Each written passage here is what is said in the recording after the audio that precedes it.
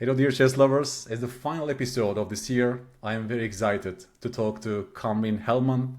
You know Kamryn most probably as this amazing talent that reached 2000 in 2 years, starting from 0 to 2000 in 2 years.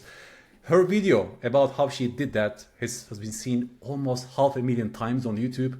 So she's already like a celebrity, guys. And also for my own students, she's an extremely interesting person to talk to because I have so many questions to ask her personally about the entire journey of the progress. How come she got so much better in so little time? All the tools she used, all the nice tips for all of us guys, and also for my own students actually. So it's kind of a selfish episode. I want to ask her all these beautiful things that is so relevant. Since I'm also working on a Blunder-Check course, I will also ask her so many things about that particular subject. But in any case, Kamryn, I'm so excited to host you in this show. A very warm welcome. Thank you. I'm so excited to be here and chat. Yes, Kamryn, as I told you, you're one of the perfect guests, extremely relevant also, just the right time. As I'm these days working on a training plan that I can give to my students, you're the perfect subject to talk about these things because you really came up with some interesting ideas when you were progressing that fast on chess.com. Like, why am I losing document, for example? I will ask you so many things about that particularly. Also, so many other questions I prepared for you. It will be perfect value for my subscribers, for my students, and we'll have a very good time today, I believe. So why don't we just dive directly? I'm sure people know you already, Kamryn, but if any person doesn't know you yet, can you just briefly summarize your amazing journey from 0 to 2000 in less than 2 years? Just take us back to that time that you just learned the rules of the game, and then a brief summary of this beautiful journey, please.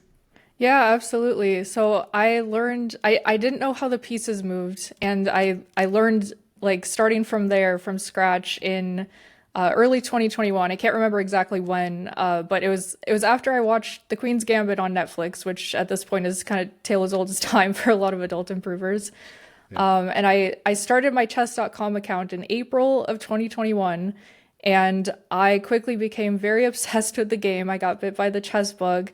I reached a rating of about 1200 in, I think, like 7 or 8 months. And that was mainly just from playing a lot of games online. I was, like I said, just obsessed with chess. And so I just could not stop playing. Right. And that was about the height that I thought that I could reach at the time. So, along the way, I was kind of sort of setting rating goals. In the next year, in like that next January, I joined my local chess club. So that made it become like a lot more real because I was going in person and, I had these external goals then of wanting to beat the people at the chess club. My rating got up to about 1300, and a few months later I reached 1500 because I started focusing on rapid again. And that was around the point where I was like, hey, this improvement thing is kind of fun. It would be cool if I could get to 2000. I think that's like a possibility. And I got the idea in my head of the 2000 in 2 years. So that was when I set the goal, was when I was about at 1500. And you can see that in the video. That's when I started recording my progress with the camera. And then after that, my progress kind of stagnated for a while, which, yeah, it sounds about right? Yeah. Right after you set the goal. But I, like I said, I was playing chess so much. I was playing like every single day, and I was starting to study a little bit more. It wasn't just playing the games. I was, trying to go in depth into more openings and learning different, like I started doing tactics. That's something I wish I had started earlier, but my skill floor at tactics was very low. And so I started to try and raise that by doing more puzzle rush and just like doing the puzzles thing. And eventually that all kind of came to a head where I ended up taking a break just for a few days because of something for work. And I came back and I pretty much immediately got my rating up to 1600. And then 18 days later, I got to 1700. 10 days later, I got to 1800. So it kind of like, all came at once. And so that was in July, like July, August, September, that kind of area of that year. And then over the next few months, I got up to 1900, and then I dropped really far down. Yes. I tilted, and it took me, I think, close to 6 months. It was February of the following year where I finally worked my way back up to 2000, and I reached my goal of 2000 in less than 2 years. And in that time, I've also been, like I said, pretty active in my over-the-board community. I've started playing more over-the-board, like USCF rated tournaments. I've been helping out with a little bit of coaching in, my community, doing some scholastic stuff and helping out with tournaments and things like that. So, just infusing myself into the community as much as I can, and still very obsessed with chess ever since then. So the chess bug definitely caught you, and this passion-driven, little bit obsessive, dive into the game, which we've all been through there, that was the driving force. And many things were combined, you said there. Joining a community, teaching beginners also might have helped you, right? Maybe finding some gaps in your knowledge, probably even this tactical vision and so on. I heard you saying this to Ben Johnson in this Perpetual Chess podcast, that when you were teaching beginners, somehow you understood some gaps in your knowledge, and then you worked more on that to fix those holes. It seems like so many beautiful things actually came together in such a short time. But you were not only working on chess, right? You were studying, you had a job, you actually had a life besides chess when you actually did that. Exactly. Yeah, when I first started, I was still in my undergraduate program, and which, it was like the busiest semester of my life. I don't know why I decided to pick up chess at that point, but that kind of speaks to the fact that you can't really choose when the chess bug gets you. But yeah, and then working my full-time job and just trying to make time. So that's good news for all of you, my adult improvers. Yeah, Kamryn did not only work on chess; she had life, she had other hobbies. Yeah, and she still could do it in 2 years. Absolutely. So that's all good news for all of us. Actually, that's hopeful for all of us, and then maybe we can actually come up with some interesting questions along the way, because you said something very interesting there, that this rapid progress from 1500 to 1800, almost like in 1 month of time, right? What do you think that was due to? That's just accumulation of all the knowledge, taking a bit of a break, that kind of a rapid breaking. Although having said that, that's actually quite a norm in other fields as well. You don't always see this gradual increase. You have plateaus, sometimes going down, sometimes sudden rises. It's actually pretty common. But you think that's just the accumulation of good things that you've done across those months that led I've thought about it a lot, because I really don't have a clear answer myself. And I think it has a lot to do with the short break that I took, because like I said, it was so much chess every day. And it's forcing myself to just take that time away and just not think about chess. I think it sort of let everything just kind of sink in, and all the extra stuff, because you're watching streams, you're reading books, you're watching YouTube videos, and all that information is just kind of stacking on top of itself, and eventually you just kind of have to clear out the excess and then come back, and your thought process is a lot clearer.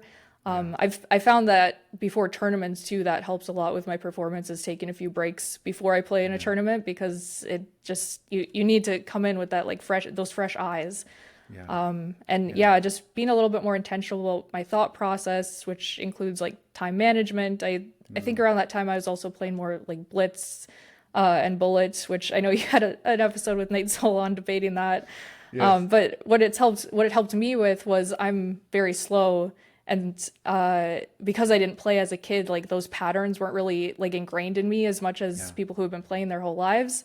So just getting those reps in and practicing with that, playing the good enough moves in time trouble helped me out a lot. Just, the moves don't have to be perfect, but just playing the good enough moves. We'll come back to it, because I will ask you some questions about Blitz as well later on. That's actually a beautiful discussion. But you mentioned something very important. You said thought process.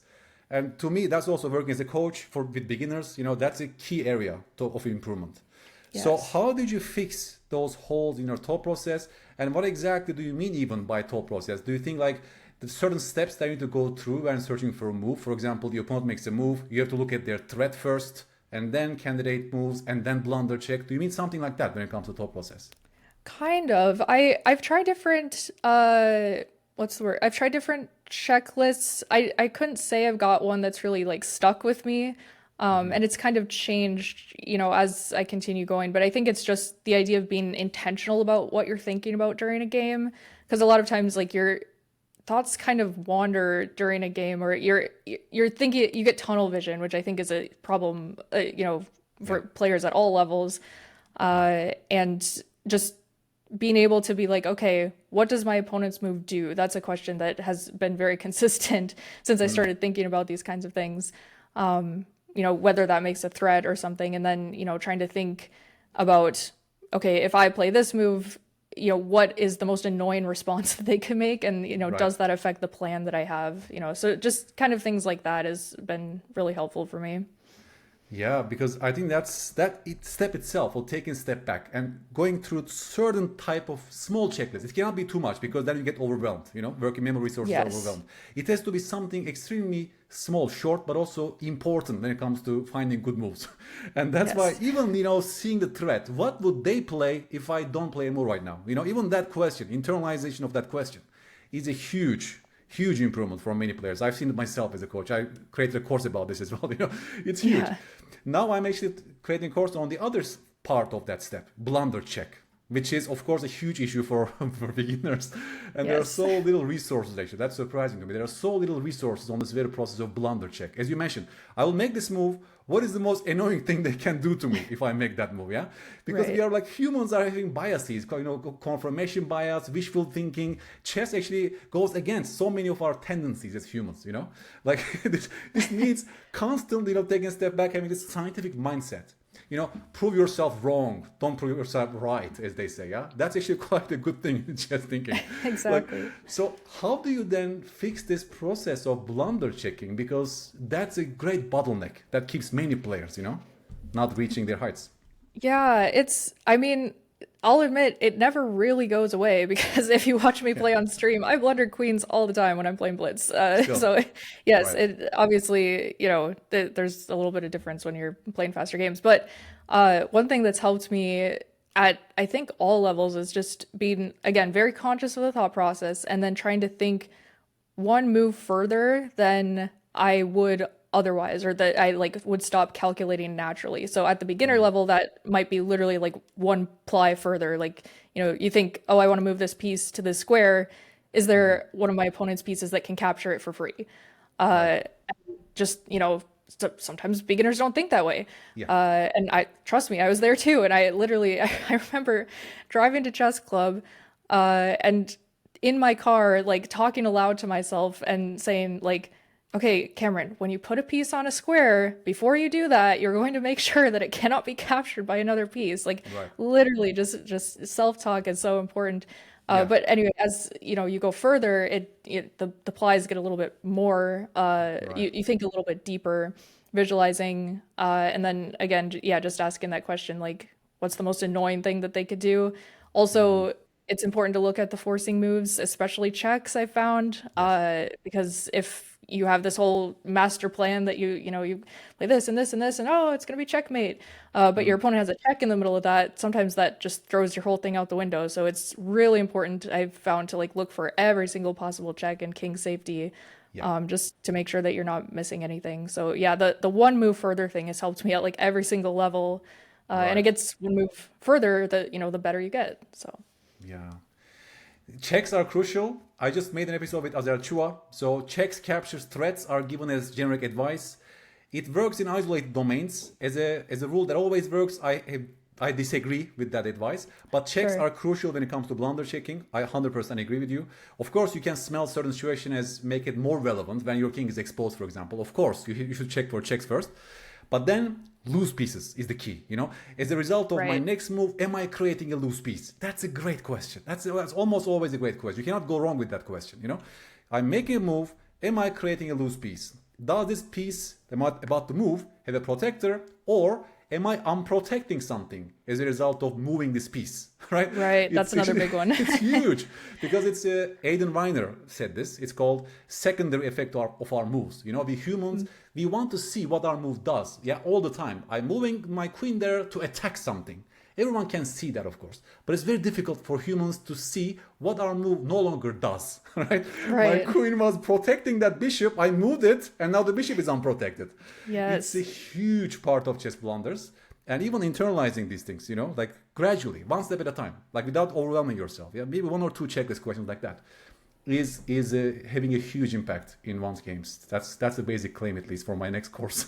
Yeah, absolutely. I had one of those just 2 days ago where I was playing a rapid game and the it wasn't a losing move, but I blundered into a perpetual check because I moved my queen and it gave away a key pawn right in front of my king. And it's like, well, okay, there's my blunder for the day. Like, yeah, it happens at all levels. But if you're thinking about those things, that is how you help minimize it as much as possible. Yeah.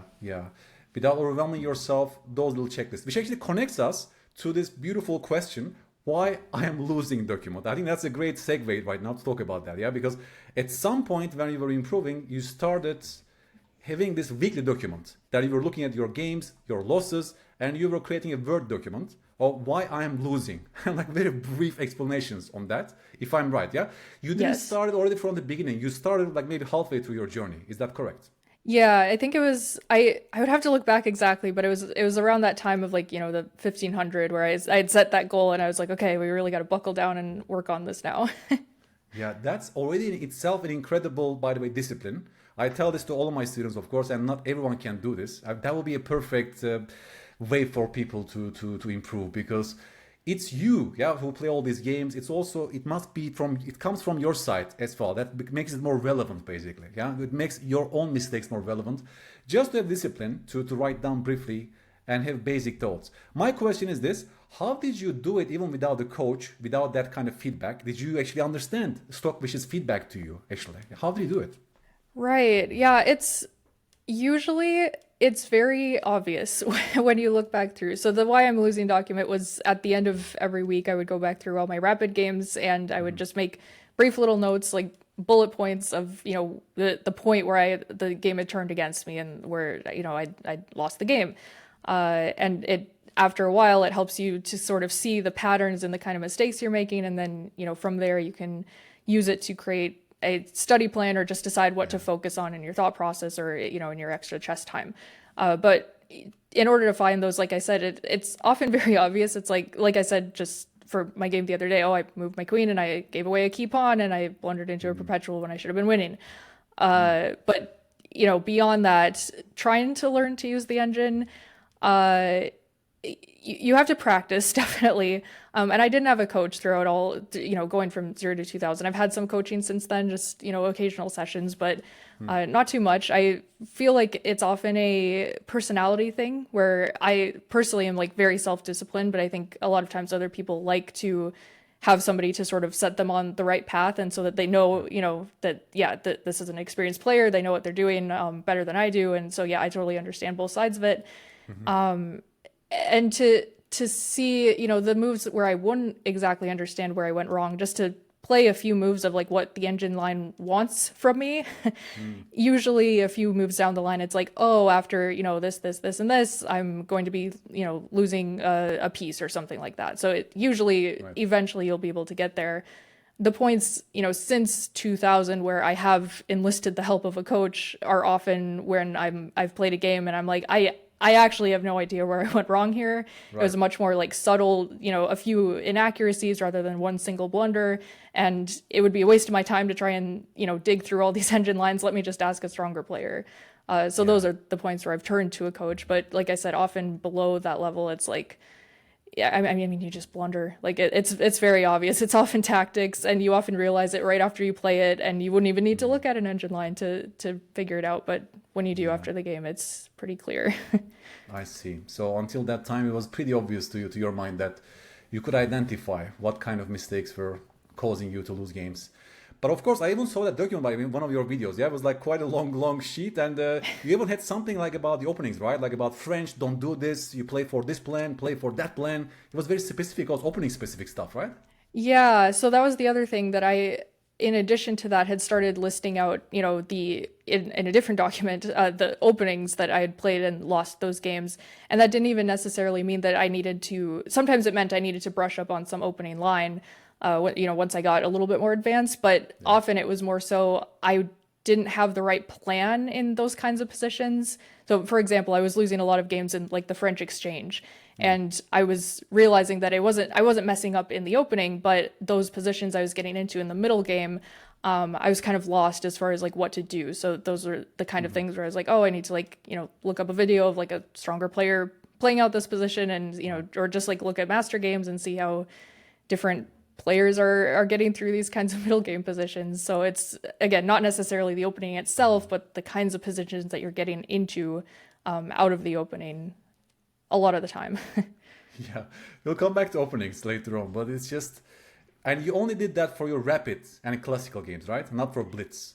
Yeah, the rapid I think are usually the most instructive, because in Blitz a lot of the time it's like, oh, I lost because I was in time trouble, and that's like that's the reason. Or I blundered when I had like 3 seconds left. It's like, well, okay, that was why I'm losing. I had 3 seconds left. So that doesn't happen quite as often in rapid. Sometimes it still does, but then it's like, well, maybe I need to play longer games.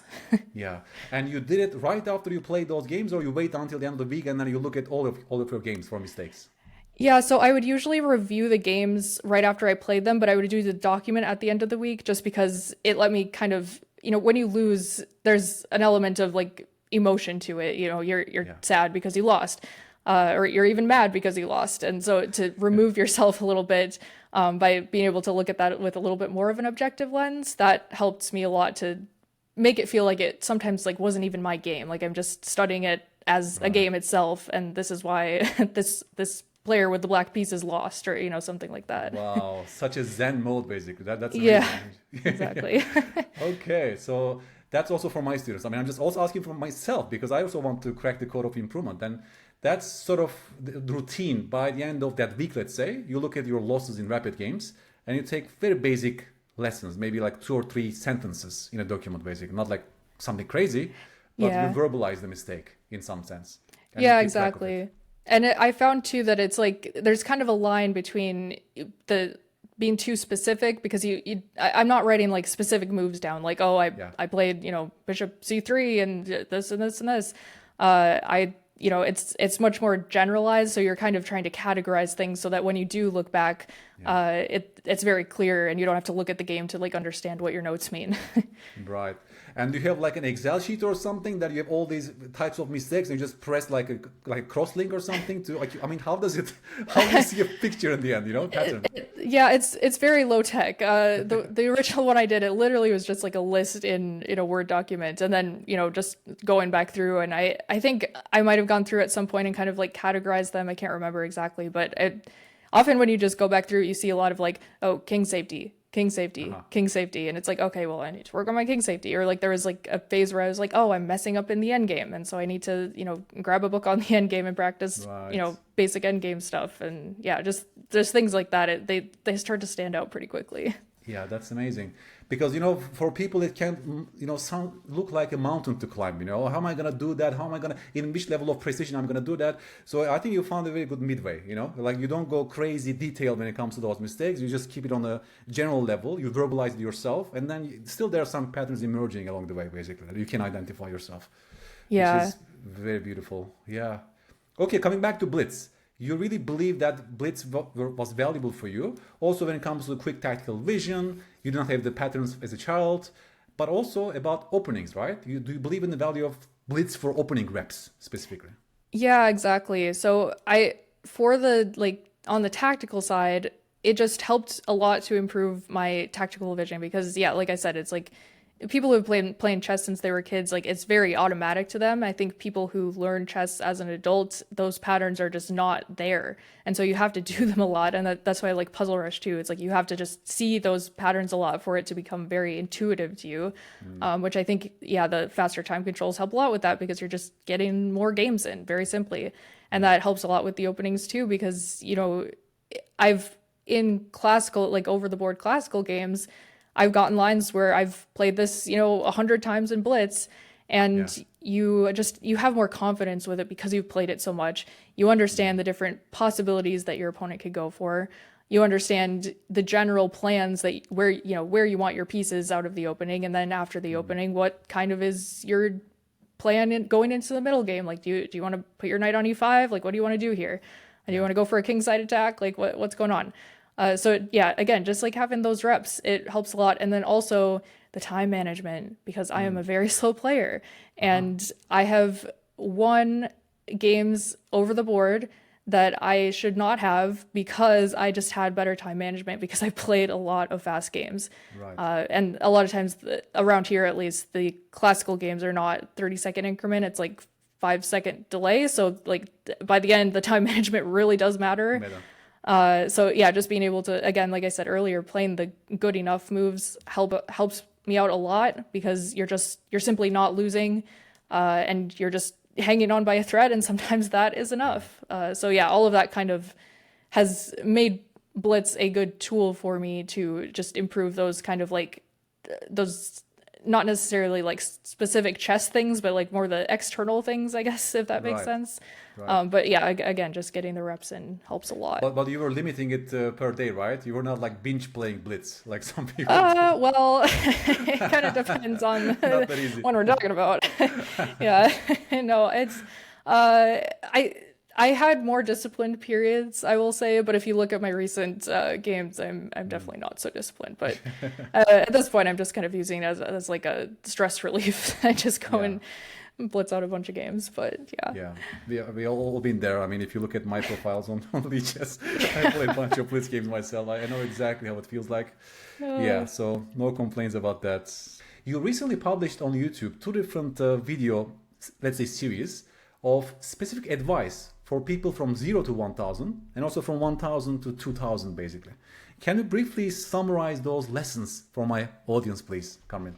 Yeah, there were, so I got this idea because I get the question a lot of like, I'm 800, how do I get to 1000, or how do I get to just 900 or something like that.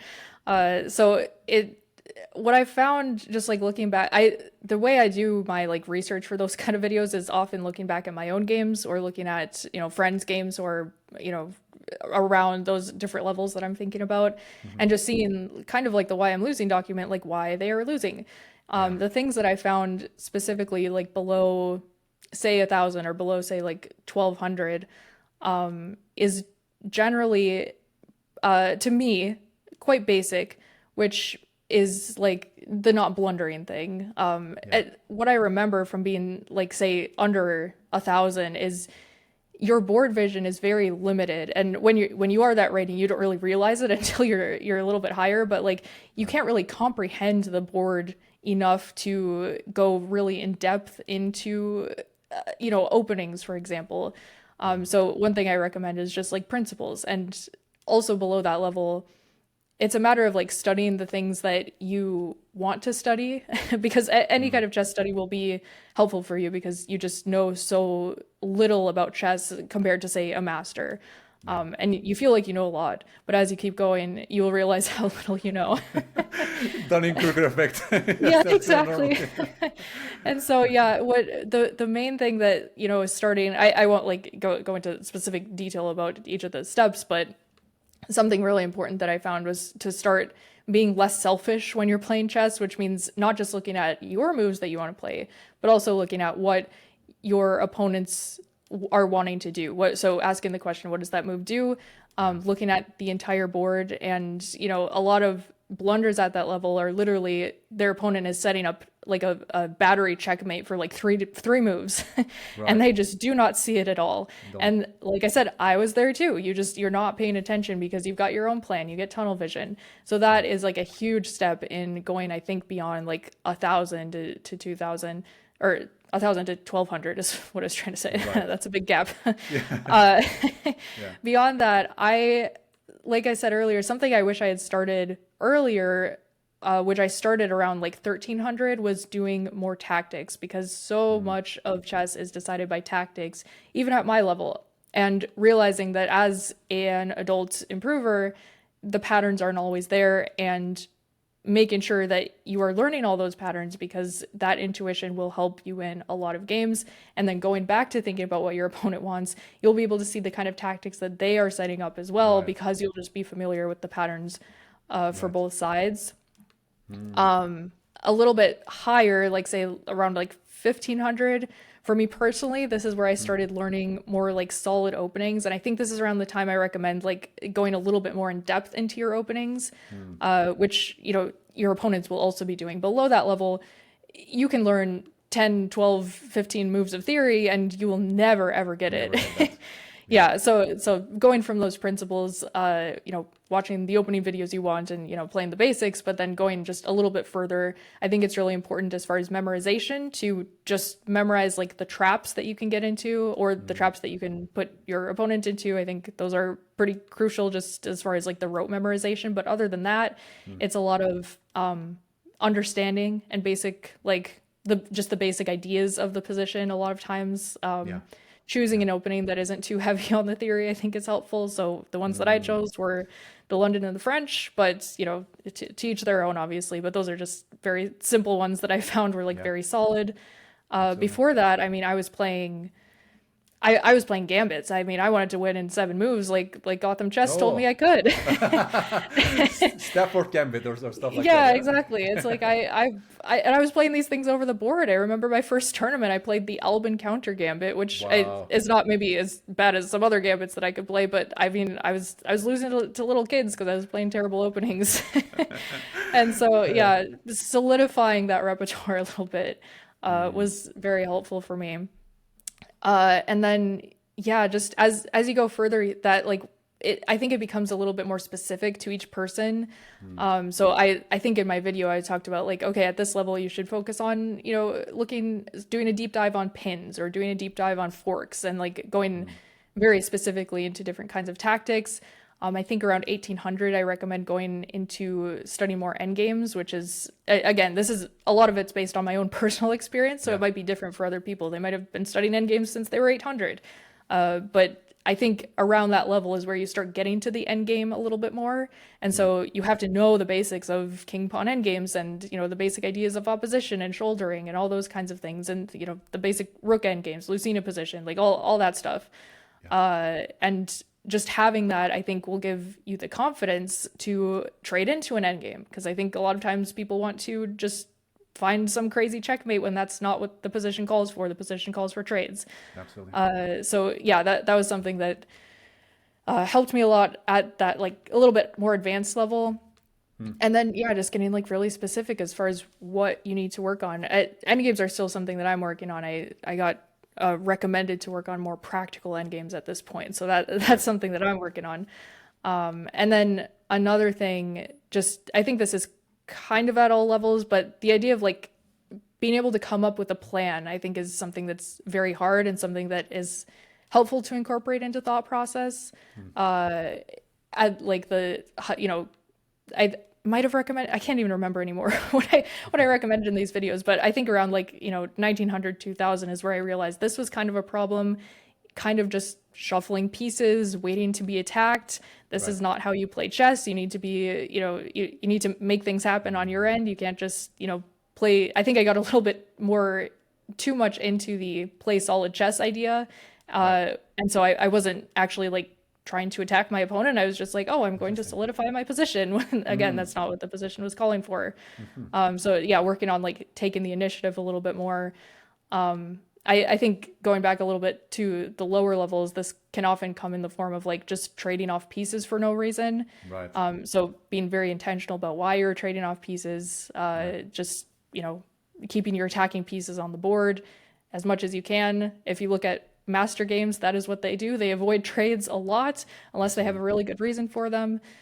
So yeah, that was one more thing at like the more advanced level, but also it can apply to, I think, beginner, intermediate as well. But yeah. Yeah, I think that also coincides with my own observations. I made a series on YouTube about rating climb. I started from 600 all the way to 1800. I looked at hundreds of games, online games on chess.com, and I just created some hypotheses, my observations about what's happening. In which order are people progressing this chess ladder? Of course, everybody is different, but when you look at a bunch of games, you start noticing some trends, which is still very interesting, yeah?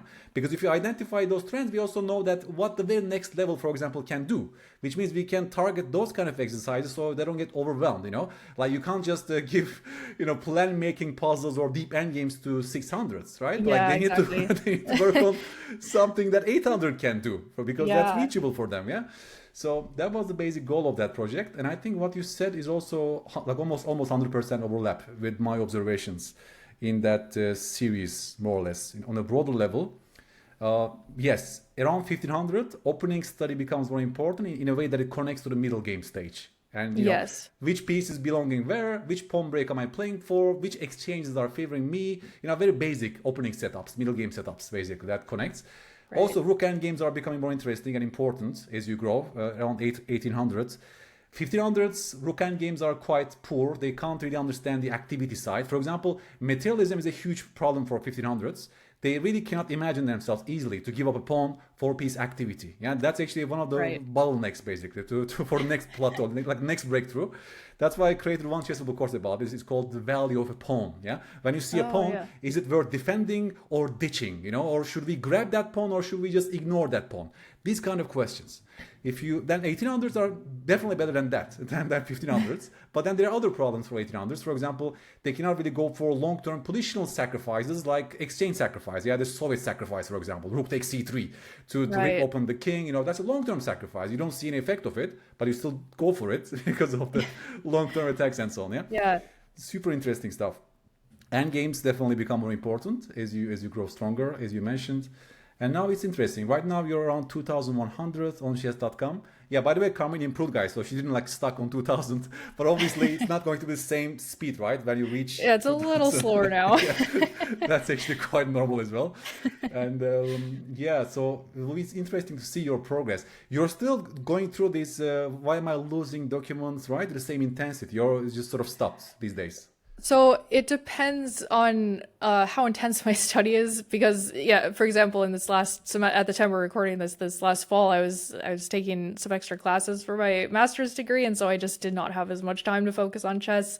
But it's something I'm planning to come back to at least in the next couple of weeks, just looking back at, a few of my games from the last few months. But I usually bring it out when I feel like I've plateaued a little bit and I need to mix up my study plan and see what I need to work on.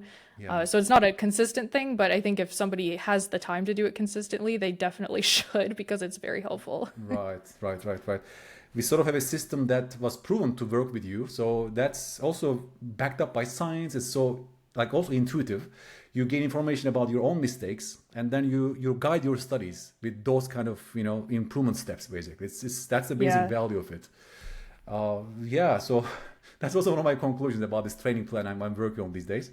I will definitely recommend this to students as well. Kamryn. I mean, if you do it properly in a disciplined way, I think the future is bright for sure. And absolutely. Yeah, because you also created let's talk about that. You also created a Chessable course, which is titled 50 Essential Chess Concepts and Improvers Blueprints, right? Yes. Tell us a bit about the process of creating that course and who is that course for, at which level? Yeah, so it's a beginner course. There like the title would suggest, there are 50 essential chess concepts.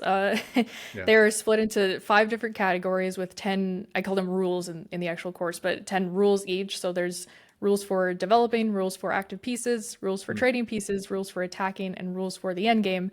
And they're essentially the foundational rules that I learned on my journey to 2000 from, various books, videos, articles, streams, courses. They're all compiled into one place. It's essentially the roadmap that I wish that I would have had along my journey, that without having to, grab things from all these different places. And I think what is, sets this course apart from other beginner courses is that I was at that beginner level not that long ago. So I remember what it was like to think like a beginner. And as far as choosing the different positions, it was a lot of my own. I think some of them came from my own games, but a lot of them were just either variations or just my own compositions because I didn't feel like digging through a bunch of databases. Yes. And I had a very specific position in mind to illustrate my particular point. But the Chessable team was really helpful in, figuring out the different things and, helping me along the whole process. So it was definitely a combined effort for sure. Yeah, they're amazing, and it's so valuable as well to have this course out there to help other people. It just comes from your own experience. I mean, this is just the beautiful value. And also creating your own positions, I think it's a beautiful thing for educators. I think all of coaches should do it, because by creating your own puzzles, you're basically avoiding the noise. It's called extrinsic cognitive load. Yeah, we don't want that. When we want to teach a concept, we want the students to focus on the most important element that you want to teach.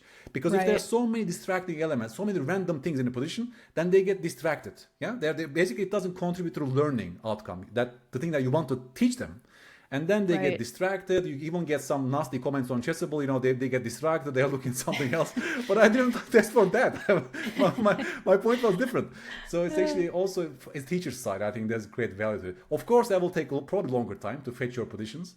But the fact that you did it, I think it's already adds the value to this course, 100%. Yeah, I was watching one of your videos where you're talking about how you're, how you're creating these positions and how you'll create one and then realize that, but there's this other line that, it's very distracting, like you said, because if you go down this calculation, it just defeats the whole purpose of the puzzle. Exactly. I definitely found that as I was creating mine. I'd create it and I'd be like, oh, my masterpiece, let me put it into the engine and see what it says. And then I was like, oh, there's like 3 lines that work instead of just one. Okay, now I got to go back and refute these different ideas that the engine wants. And just moving a pawn up, or just little things like that, just to make it perfect the way I want it to illustrate the point. Yes, you seek perfection. I think students will see it in the end. I'm 100% sure that the value will be given back to you at some point. I mean, I came to realize the importance of this over time, of course. Now I will probably do this for all my future courses. I mean, because you cannot really achieve this perfection in the real world, It's a messy place.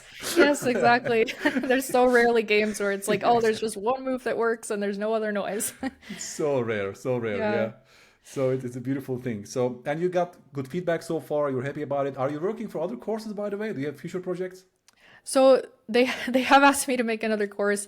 I told them that they need to wait until I'm done with my master's degree because it is just way too much time right now. But there will eventually, in a few years, hopefully be another Kamryn course out there. That's amazing. And do you already have some content ideas, or you just take it as the time I have comes? no idea. I'll probably work with them again because the team had some really good ideas that really, set this one in motion. So I'm sure they've got other, gaps that they see in the market or in things that people are asking for that I will be happy to fill. Right. And you're clinging on to your London system and the French, right? Let's talk about the openings a little bit. Yes, I am. But I set a goal for myself this year, which was to learn one new opening for white and one new opening for black, and to the point where I'm confident enough to play them over the board, which for me means I need to study them a lot because I get very scared to play new things over the board. I like my comfort food of the London and the French. Yes. But yeah, I learned the Sicilian and I learned the Queen's Gambit. So those were, and they're similar enough to the other openings that I play where it wasn't, a huge jump. But I think it's important because the London especially, I think gets a bad rap just because you get the same kinds of positions over and over again. And it's not the most tactical thing in the world unless your opponent is playing some specific lines. So yeah, I think just getting that experience in different positions is good. Although I have been vindicated in my choices by one of my coaches who was like, I mean, you can just stick with your openings if you're confident in them. Like there's really no good reason to switch things up completely. But the other coach I worked with was like, you should try the Scotch Gambit. I was like, okay, I'll try it. But it's all, as long as you're doing something that makes chess fun, which for me, learning openings is fun. So it's all good stuff. Yeah. They're fun. You also said you're very good at memorizing stuff, right? It comes easy to you. Yeah, which is nice when I'm, trying to learn those more tactical lines where you do have to know a little bit deeper into the theory, especially Sicilian stuff. It's like, okay. Sicilian is a perfect opening for my memorization. Bishop G5 Najdorfs. I can imagine like 25 theories. I do not play the Najdorf. I play a little bit more of a chill version. Yes, I played Najdorf for my entire life because I was like Kasparov, Fischer, my model guys, and I got crushed so many times in the Bishop G5 line. Oh my gosh, yeah. It's hard, but it's exciting because it really, learning new opening really can give you joy and extra motivation. I know it as a person, as a player myself, that really can reignite some new passions actually. So yeah, I think at some point we should try. Feel fresh. For sure. Yes. Okay, we'll see. Kamryn's maybe that will be your next course. Yeah, why not? Sicilian. Yeah, right. I don't know how many people would listen to little old me about the Sicilian. Too funny. Yeah, exactly. No, that's cool. But is there something crucial that we haven't touched so far, Kamryn, that you want to bring today? For improvers, for people, let's give an advice for people, let's say, that are beginners. One advice for beginners and maybe one advice for, let's say, intermediate players that are serious about their chess, they really want to improve, but they couldn't succeed yet. What would you tell them right now? Like 1 or 2 words of advice. Yeah, for beginners, I would say you gotta play a lot of games, because that is literally, looking back, that is how I got to 1200, was by playing my games, but not just mindlessly playing. You gotta also analyze the games and make sure you're taking things away from every game and not just making the same mistakes a million times, because that is the definition of crazy. So you have to play a lot of games, but also learn from them and try and implement them, and that is how you can improve. I think the tendency a lot of times when people are first starting out is they think, I need to study a lot before I even go play games. Yes. To basically become a master before I've even touched the board, and before I go into it, I need to know everything. And that's not the case at all. You learn a lot just by playing and getting those reps in. So that is definitely something that I would hammer home for the beginner crowd watching.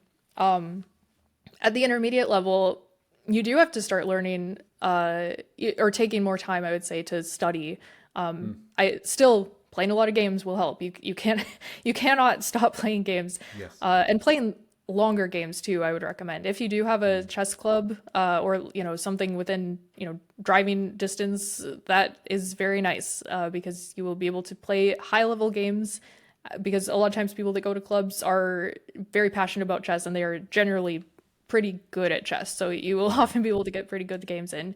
Playing in classical tournaments, that's also helpful. I would say, one good classical tournament is worth like a month of playing just, rapid and blitz games. It's so incredibly helpful, because you're spending so much time in those positions and you're thinking really hard about them. Absolutely. So playing the longer games, and then, just trying to, going back to that why I'm losing document, try to figure out why you're losing. And that is how, if you don't have a coach, you can figure out, the things that you need to work on and use your extra time for.